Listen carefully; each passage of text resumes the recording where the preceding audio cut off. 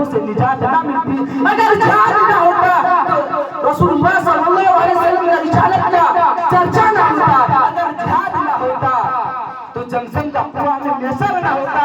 अगर जिहाद ना होता तो तवाफ का हक ना मिलता। अगर जिहाद ना होता तो इस्लाम अफगानिस्तान में ना होता।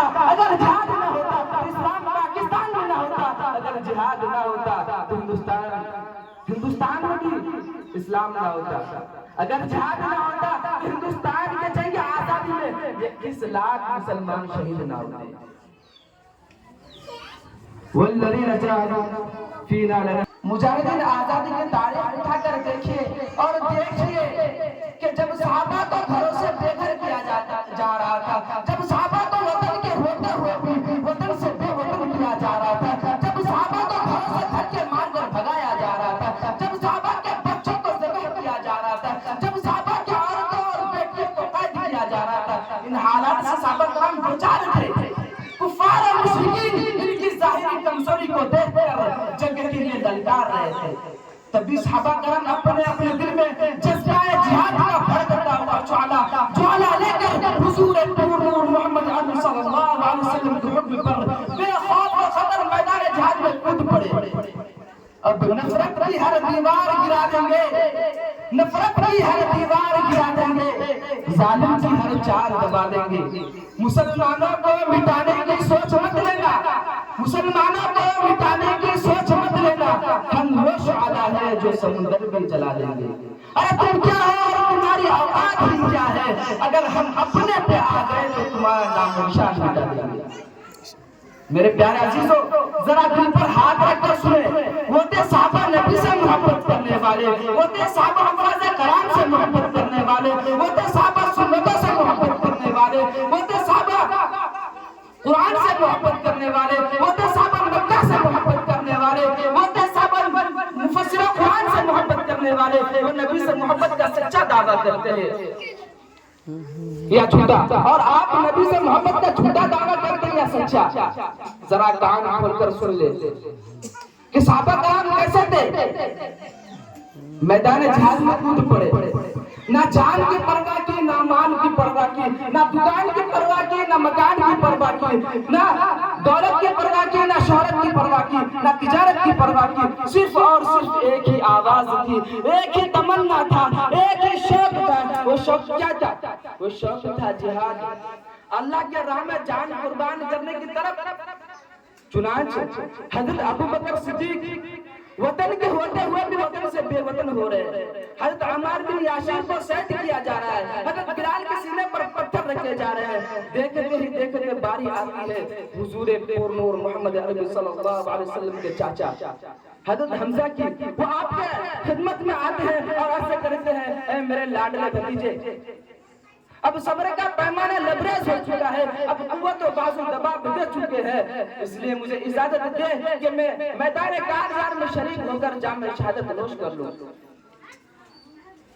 सरवरे दो आलम सल्लल्लाहु अलैहि वसल्लम फरमाते हैं, चाचा थोड़ी देर रुक जाए। हजरत हमजा अर्ज़ करते हैं, ऐ मेरे लाडले भतीजे, ऐ मेरे चहीते भतीजे, ऐ मेरे प्यारे भतीजे, आप हर एक को इजाजत दे रहे हैं, आखिर मुझे इजाजत क्यों नहीं देते? मेरा पाक पैगंबर सलाम फरमाते हैं, ऐ चाचा आप तो मेरे अब्बू के जगह पर है, हत्ता कि आपने एक मौका पर कहा था, ऐ मोहम्मद जब तुझे अपने अब्बू की याद आए तो मुझे देख लिया कर। ऐ मोहम्मद घबराने की कोई जरूरत नहीं, परेशान होने की कोई जरूरत नहीं, जहां आपका पसीना बहेगा वहां हमसे अपना खून बहा देगा।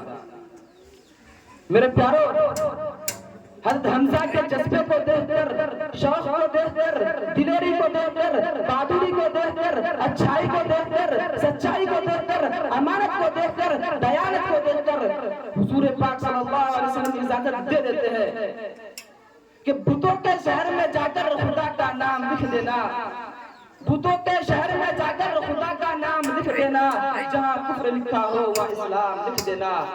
अगर वह सुने के फूलों को पैरों से कुचल डाले तो शाह गुल की हर पत्ती पर कत्ल आम लिख देना।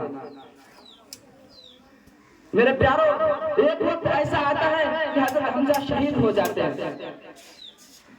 حضرت حمزہ کے شہادت کا منظر دیکھ کر کلیجہ کانپ اٹھتا ہے، دماغ فیل ہو جاتا ہے، قلم رک جاتا ہے۔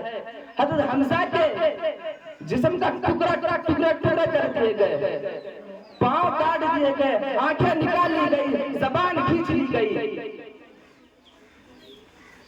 اسی دوران حضرت حمزہ کی بہن پہنچتی ہے، جنہیں دیکھ کر حضور پاک صلی اللہ علیہ وسلم بے چین ہو جاتے ہیں کہ یہ حضرت حمزہ کے یہ حالت دیکھ کر چیخ مارے گی، آنسو بہائے گی، ماتم کرے گی، حضرت حمزہ کی یاد میں نہ جانے کیا کیا کرے گی۔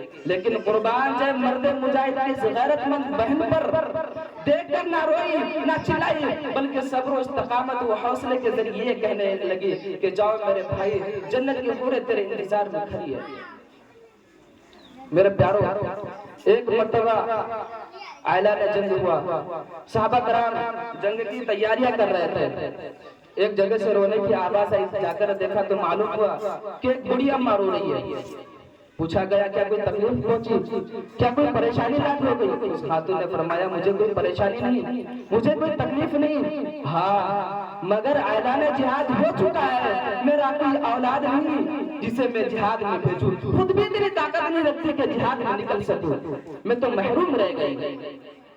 کل قیامت کے دن کہا جائے گا وہ دیکھو شہید کی ماں آ رہی ہے، وہ دیکھو شہید کے ابو آ رہے ہیں، وہ دیکھو شہید کی بہن آ رہی ہے، وہ دیکھو شہید کے بھائی آ رہے ہیں۔ اسی سے کہا جائے گا وہ دیکھو حافظ قرآن کی ماں آ رہی ہے، وہ دیکھو حافظ قرآن کے ابو آ رہے ہیں، اس کے سر پر تاج پہناؤ۔